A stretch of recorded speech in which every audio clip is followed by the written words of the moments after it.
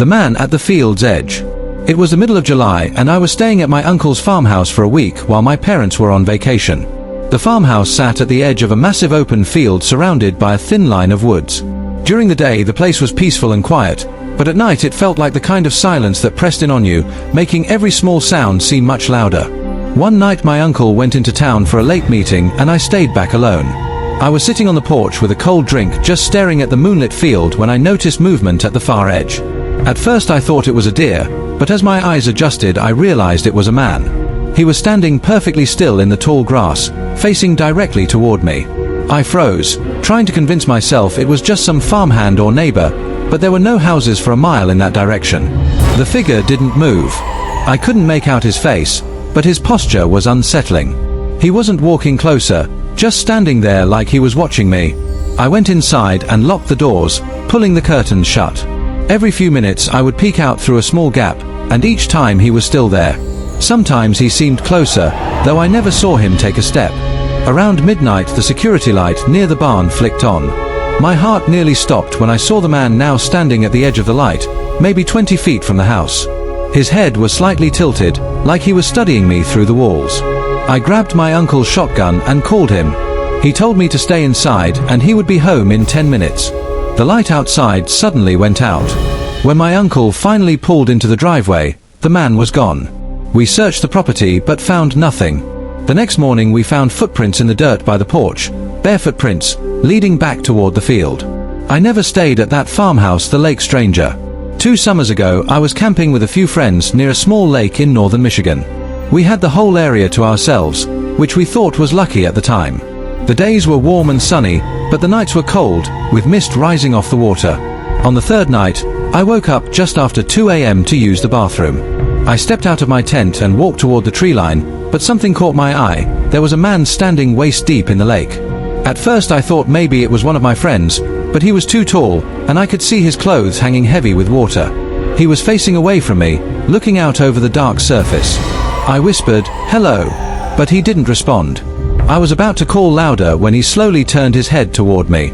His face was pale, almost grey, and his eyes reflected the moonlight in a way that made my stomach twist. I stumbled backward, tripping over a root. When I looked up, he was gone. No splashing, no ripples in the water, just empty space where he had been. I ran back to my tent and zipped it shut, shaking so badly I couldn't sleep for the rest of the night. The next morning I told my friends. They laughed it off, saying I was half asleep, but when we went down to the lake I noticed something strange. There were wet footprints leading from the water up to the tree line, but they stopped suddenly about 20 feet in, as if the person had vanished into thin air. The highway hitcher. Last August I was driving home from a late shift at work. My route took me down a 2-lane highway that cut through miles of empty countryside. It was around 1 a.m. when I saw someone walking on the shoulder ahead.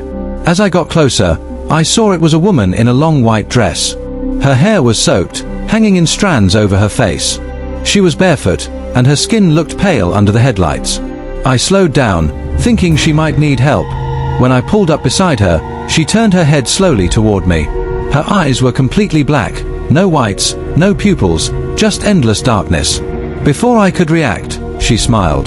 The expression was wide and unnatural, stretching far more than a normal smile should. I floored the gas pedal and sped away, heart pounding so hard I thought I would pass out. In the rearview mirror, I saw her standing in the middle of the road, watching my car until the darkness swallowed her. When I got home, I told my roommate what had happened. He went pale and told me about a local story. Decades ago, a young woman had been hit and killed on that stretch of highway while wearing her prom dress.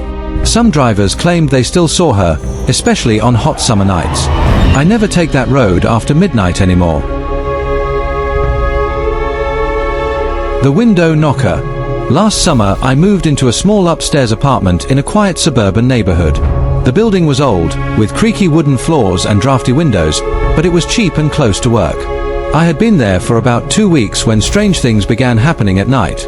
It started with faint knocking sounds on my bedroom window. At first I assumed it was branches in the wind, but there were no trees near that side of the building. One night around 1:30 a.m., I heard 3 slow, deliberate knocks. I sat up, heart pounding, and stared at the window. A shadow shifted just beyond the glass. I froze, telling myself it was just my imagination. Then the knocks came again, 3 slow taps, perfectly spaced. I worked up the courage to step closer, but when I reached for the curtain, I realized something terrifying. My bedroom was on the second floor. No balcony. No fire escape. Nothing for anyone to stand on. I yanked the curtain open, but there was nothing there. The street below was empty, and the night was silent again. This continued for the next 3 nights. Always 3 knocks, always around the same time. On the 4th night, I stayed awake with the lights off, watching the window. At 1:32 a.m., the knocks came again. This time, I saw a pale hand press against the glass, finger splayed, before slowly sliding down out of view. I moved out the next week, leaving most of my things behind. The park bench. It was the middle of August, hot and humid even at night. I decided to take a late walk through the small park near my apartment to clear my head. The park was empty except for a single streetlight casting a dim yellow glow on a wooden bench. As I passed by, I noticed a man sitting there. He was dressed in an old-fashioned black suit, even though it was too hot for that kind of clothing. His face was hidden in shadow, but I could tell he was watching me. I tried to ignore him and kept walking, but after a few steps I heard a whisper, my name. I froze. My friends weren't around, and no one in the neighborhood knew I was out there. I turned slowly toward the bench. The man was now standing. He began walking toward me, but his steps made no sound, even on the gravel path. The closer he got, the more I realized there was something off about his face. It wasn't blurred, exactly, but it was wrong, like the features didn't line up properly. I ran, not looking back until I reached the street outside the park. When I turned, the man was standing under the streetlight again, perfectly still. The next day, I passed the park during daylight and saw the bench was broken and covered in graffiti, like it hadn't been used in years. The night visitor. My parents own a small vacation cabin in the woods, about an hour from our home. Every summer we spend a few weekends there, fishing, hiking, and sitting around the fire pit. The cabin has no internet and barely any cell signal, which usually makes it peaceful. Last year, I went up there alone for a few days to relax. The first night was uneventful, but on the second night I woke to the sound of footsteps on the porch. The cabin is remote, so no one should have been out there. I grabbed a flashlight and shined it through the front window, but saw nothing. The footsteps stopped. I went back to bed, but maybe 15 minutes later, there was a slow knock at the door. Not loud, just enough to let me know someone was there. I didn't answer. Then I heard a man's voice say, "It's so cold out here, let me in." My stomach dropped. I knew better than to open the door, but the voice kept repeating the same line, word for word, in the exact same tone. After what felt like an hour, it stopped. I stayed awake until morning. When I went outside, there were no footprints in the dirt, just one small handprint on the doorknob, pressed deep into the metal, like whoever it was had inhuman strength. I never went back to the cabin alone again.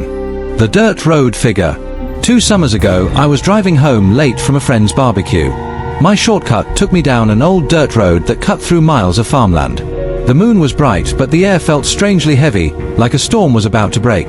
As I rounded a bend, my headlights caught a figure standing right in the middle of the road. It was a man, tall and thin, wearing what looked like overalls.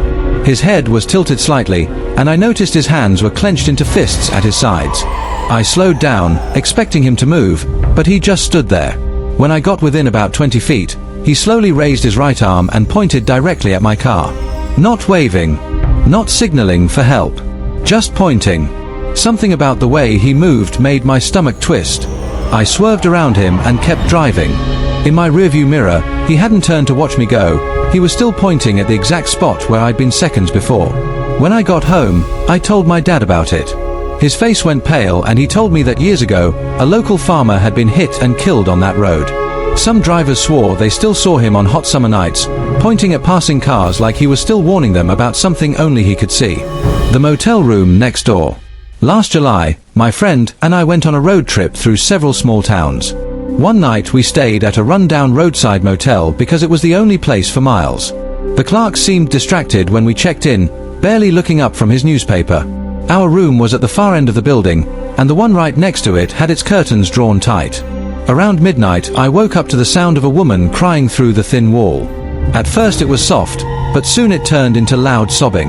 My friend woke up too, and we both listened, unsure what to do. Suddenly, the crying stopped. Then we heard a slow knocking on our shared wall, 3 times in perfect rhythm. My friend whispered, "Maybe they need help," but something about the stillness afterward made me freeze. We didn't sleep the rest of the night. In the morning, I went outside to see if the woman was okay. The door to the next room was wide open. Inside, the bed was neatly made and there was a thick layer of dust on every surface, like no one had stayed there for years. The clerk swore the room had been empty the entire time. The campfire watcher. One summer night, a few years back, I went camping with my cousin in the woods behind our grandparents' farm. We set up a small campfire and sat talking for hours. The woods were quiet, with only the occasional chirp of crickets. Around midnight, I noticed movement in the trees just outside the glow of the fire. At first I thought it was a deer, but then I saw it, a tall figure standing perfectly still, half hidden behind a tree. I couldn't make out the face, but the way it stood was unnerving. I nudged my cousin, and when he saw it, he went pale. We decided not to move or speak, just watching it. After a few minutes, it slowly stepped backward into the darkness until we couldn't see it anymore. We tried to laugh it off, but an hour later, we heard twigs snapping behind us. When we turned, the figure was back, this time closer. We grabbed our flashlights and shined them toward it, but the light seemed to fade before reaching its face. We didn't sleep that night. By morning, there were large footprints circling our campsite, as if someone had been walking around us for hours. The silent passenger.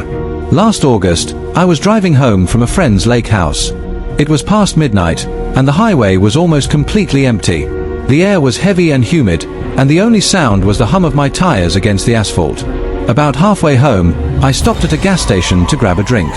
When I came back to my car, I noticed the back door on the passenger side was slightly open. I was sure I had locked it earlier. I brushed it off, thinking maybe I had just forgotten, and started driving again. 20 minutes later, I glanced in my rearview mirror and froze. There was a man sitting in the back seat. He was wearing dark clothes, and I couldn't see his face clearly, but I could feel his eyes on me.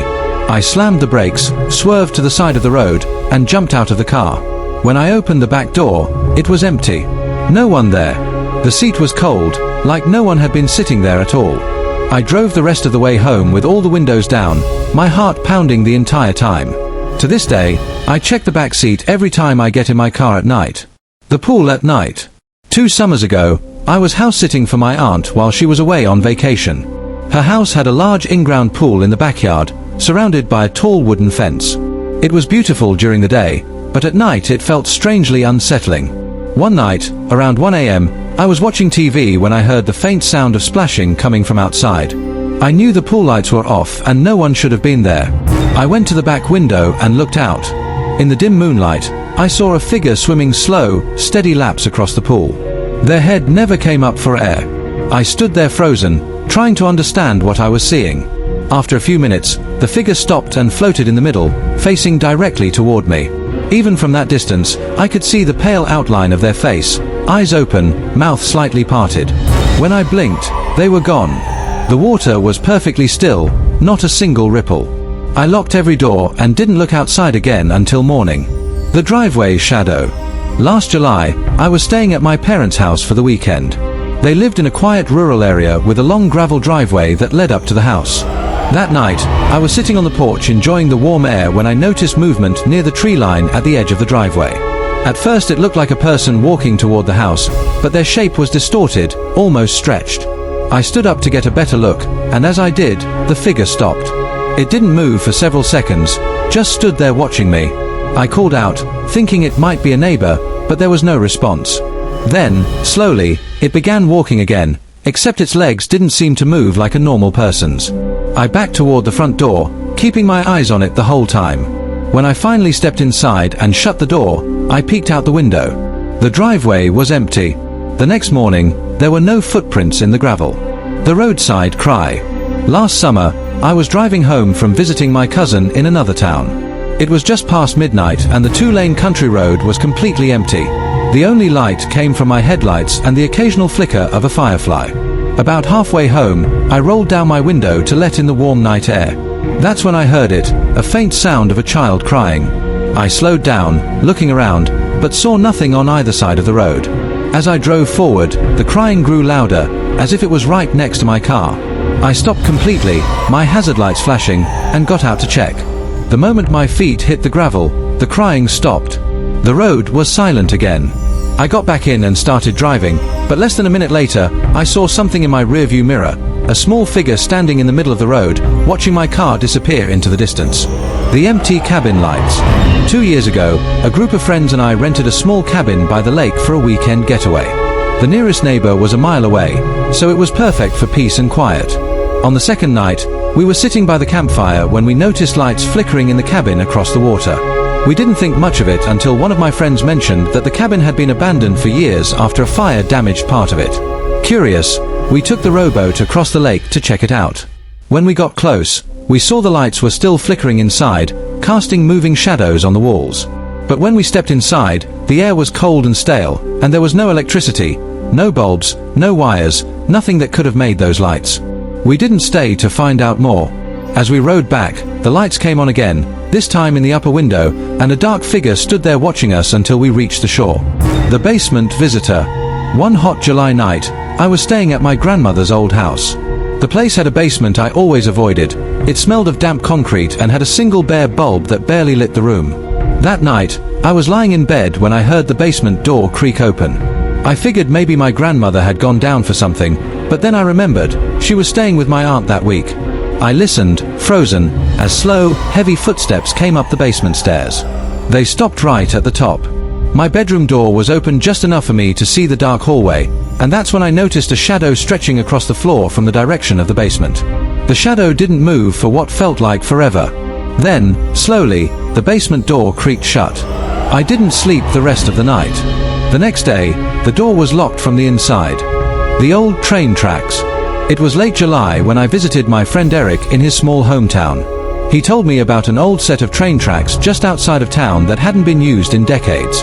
According to local stories, strange things happened there at night. Lights without a source, whispers in the wind, and the sound of footsteps following you. One warm night, we decided to check it out. We parked about a quarter-mile away and walked along the gravel path until we reached the tracks. The air was still and heavy, not even the usual sound of crickets. We stood there for a few minutes, joking about the rumors, when I heard something metallic clanging in the distance. It sounded like a train approaching, but there were no lights, no horn, and the sound was faint, almost like it was coming from under the ground. Then I felt it, the faint vibration beneath my feet. Eric felt it too. We both stepped off the tracks, and the vibration grew stronger. I was about to suggest leaving when we saw a dim light moving toward us from down the line. At first, I thought it was a lantern, but it grew brighter, and I realized it was moving far too fast. Just as it reached us, the light vanished completely, leaving us standing in total darkness. The vibration stopped. We didn't speak the whole walk back to the car. Later, I learned that decades ago, a train derailed on that exact stretch, killing several passengers. No trains had run there since. The swimming hole. When I was 17, my friends and I used to sneak out on hot summer nights to swim at an old quarry that was filled with water. The place was deep in the woods, and we had to walk about 15 minutes from the nearest dirt road to reach it. One night, there were 4 of us. We got to the water around midnight and jumped in. The surface was smooth and warm, but the deeper you went, the colder it got. After about 20 minutes, we all swam back to shore to dry off, except for my friend Nate. We could see him floating in the middle, staring straight up at the sky. I called out to him, but he didn't respond. One of my friends dove back in and swam toward him, but halfway there, he stopped and started paddling backward toward us, looking terrified. When he got back, he was pale and shaking. He said Nate wasn't moving at all, and when he tried to grab him, something cold and rough brushed against his leg. We all turned to look, and Nate was gone. We spent an hour searching and finally found him sitting on a rock at the far side of the quarry, dripping wet. He claimed he had been sitting there the whole time, watching us. But we had been looking at him floating in the middle just minutes earlier. The gas station attendant. Last summer, I was on a late-night road trip, driving through rural areas where towns were few and far between. Around 2 a.m., my gas gauge was nearly empty, so I pulled into the only station I'd seen in miles.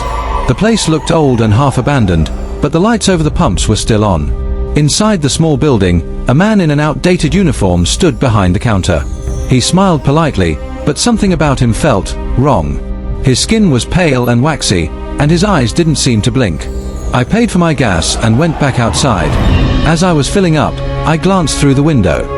The man was still staring directly at me, not moving at all. When I finished, I looked again. He was gone. I stepped inside to grab a drink, but the store was empty. Dust covered the counter, and the shelves were mostly bare. The floor creaked under my feet, and I felt an icy draft even though it was a hot night. I hurried back to my car, but as I drove off, I glanced in the mirror. The man was standing under the station lights again, watching me drive away. The abandoned gas station. It was a humid summer night in 2016 when I was driving home from a friend's wedding. The highway was almost completely empty except for the occasional truck that would roar past.